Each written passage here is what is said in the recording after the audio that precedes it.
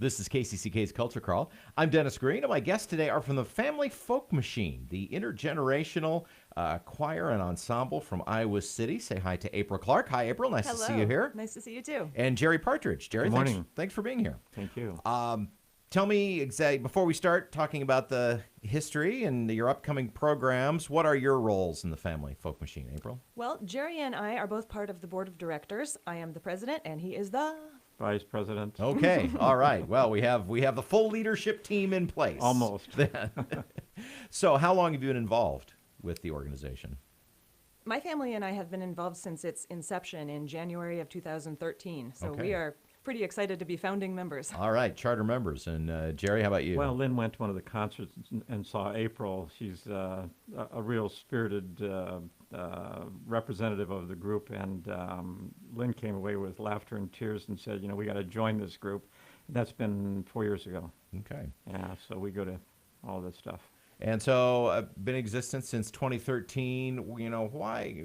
What was the purpose in the founding? What are the goals, the mission of the organization? Well, I would say that an important mission of the organization is to celebrate American culture and musical heritage, to bring those resources to our community, and to give people opportunities for creative expression and personal growth. We should mention that this is a non-auditioned group, so anybody that wants to participate can. That's right. Otherwise, I wouldn't have gotten in.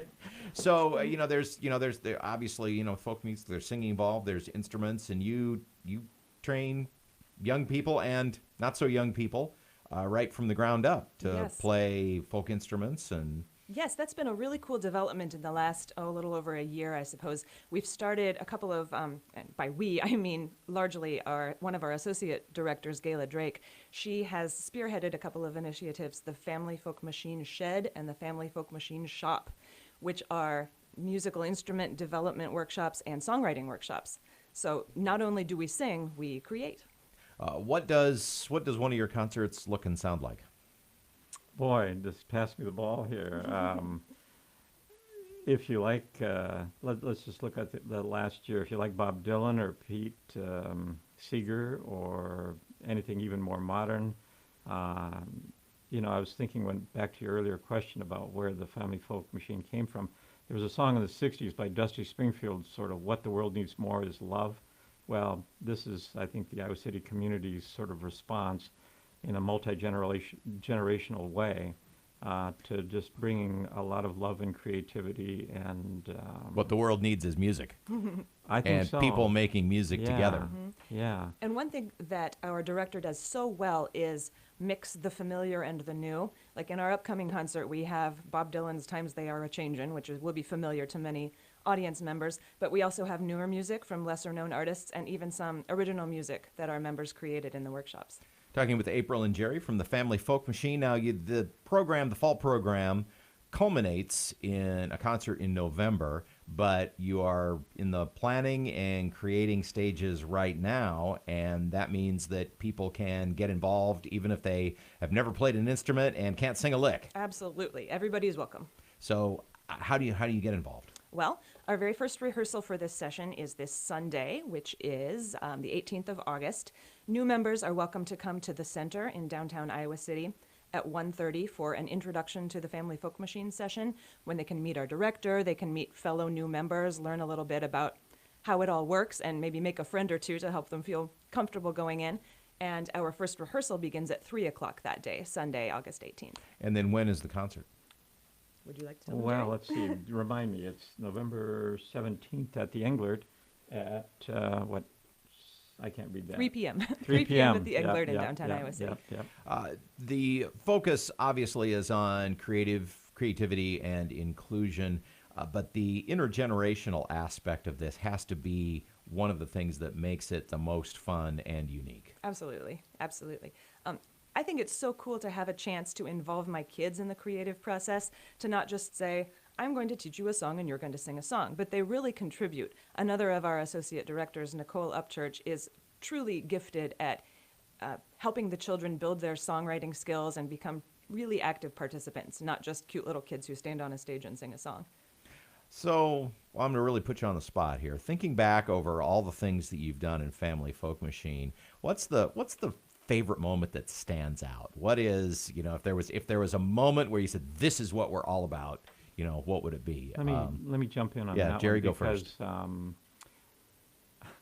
There's a song called Finlandia, Oh, yeah. and at one point in our last concert, we walk out into the audience and sing Finlandia. This is my land, my country, and it's just almost impossible for everyone to just start tears just falling.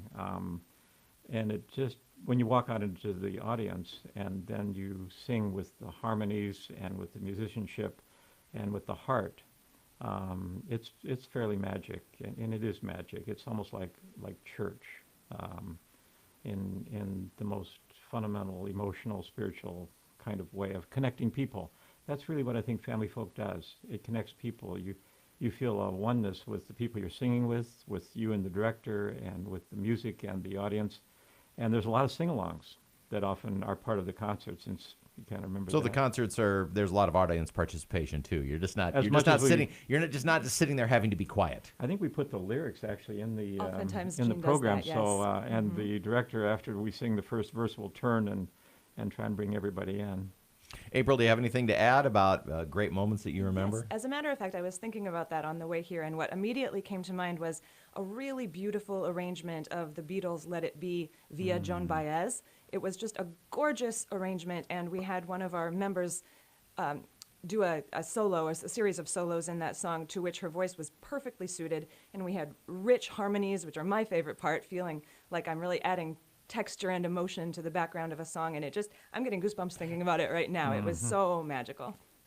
Well, the meet and greet and the first rehearsal is this Sunday at the Center in downtown Iowa City, beginning at 1:30 for people who are new, and then all getting ready to be a part of the concert coming up in November. So plenty of time to rehearse. That's right. Even if you're just walking in cold, Right. you're not behind. If people want more information, what's your website? www.familyfolkmachine.org.